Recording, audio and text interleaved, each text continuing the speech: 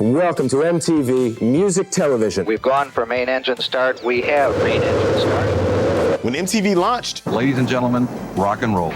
It had a distinct look, music television, sound, and feel. The world's first 24-hour stereo video music channel. This white station that really focused on white music and didn't focus on our culture. This was a time when black artists were still struggling to get played on MTV. And again, searching for validation and searching for some type of legitimacy. From Walk This Way to rap metal, to feature verses on global pop hits, to the chart-smashing emo rappers of today, mashing up styles is an enduring element of the MTV effect. Being a hip-hop artist now, looking back, we didn't know that MTV was an option at the time. You had rock videos, you had pop videos. There seem to be a lot of black artists making very good videos that I'm surprised aren't used on MTV. The only few black artists that one does see are on about 2:30 in the morning. Do you remember the first rap music video that played on MTV? Rockbox. Run DMC, right? Dun-dun-dun-dun-dun. Dun, dun, dun. If you listen to that song, it's really a rock record with Run DMC rapping on it. That's what this station is about? Oh, we can rock with them too, watch this. It was tailor-made for the MTV generation. And we don't know whether or not Run DMC's Rockbox was intentionally used as a Trojan horse. But once hip-hop did get on MTV, one thing's for sure. They played that song and that revolutionized MTV. Never been the same. So back in the day, we used to rock off to just the beginning part. Jay used to scratch it. It's at, at. It's at, at. With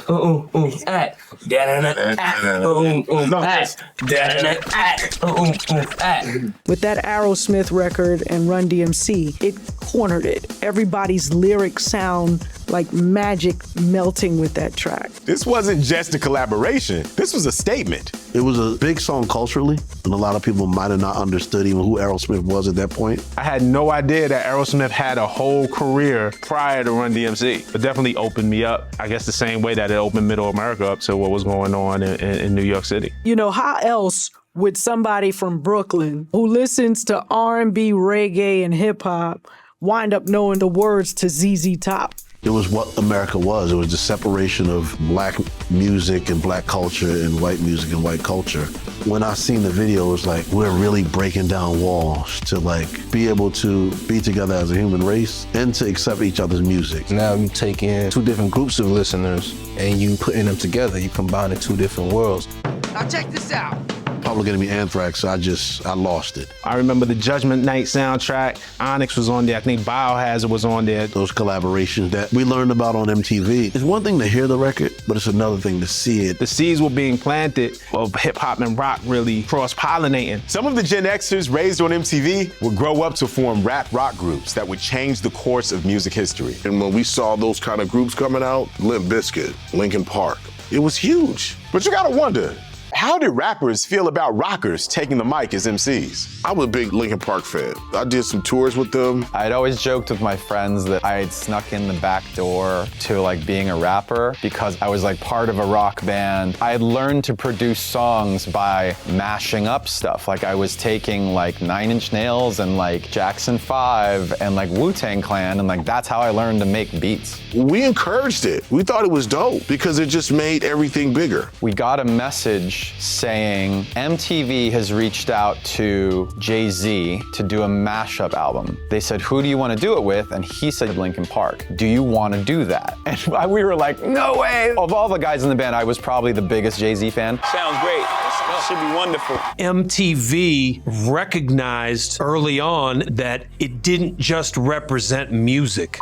It represented culture. The mere act of putting things right up next to each other and all these different songs coexisting on one single chart on TRL. It's not like, all right, today, Wednesday on TRL, it's R&B Rhythmic Alternative Day. Carson, what's the top 10? Oh, it's Thursday. It's new metal. No, they just had one list and it all coexisted. And just that mere coexistence seeped into everybody's DNA. As hip hop ventured into the realm of rock and pop, MTV followed. But there were new questions to consider. Could an artist be true to the gritty, raw roots of hip hop while at the same time embracing the mass appeal of pop music? Rappers are the new rock stars. They just, if we accept it, you know what I'm saying? And I accept that. In this day and age, I feel like it's a lot of sub-genres like in hip hop today, where you got artists like Uzi dropping something like Pink Tape. Uzi Vert said he's a rock star. Uzi Vert says that.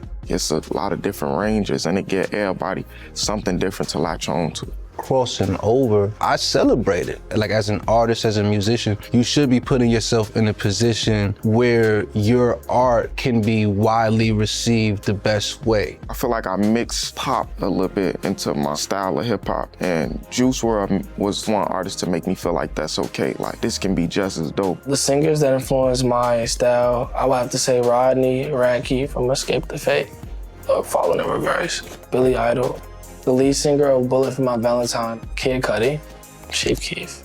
He definitely was an influence in me keeping it going. And this is the biggest genre in the world, let's be real. Look at the charts. We're still just trying to call it hip hop when it has birthed so many different subgenres. And the style influence flowed in both directions. Rappers like Wiz Khalifa embraced punk fashion. Lil Wayne picked up skateboards and electric guitars. Look, it's literally impossible to know what directions hip-hop would have taken without MTV. I mean, you can't take the sugar out the cake once it's already made. But one thing's for sure, once the world got a taste of hip-hop, everyone wanted a piece of it for themselves. I mean, can you blame them? Opening doors. Opening doors for artists across all genres. That's the MTV effect. That's what I'm saying, like, yo, I could be a poster kid for this, bro. Like, I could host the VMAs.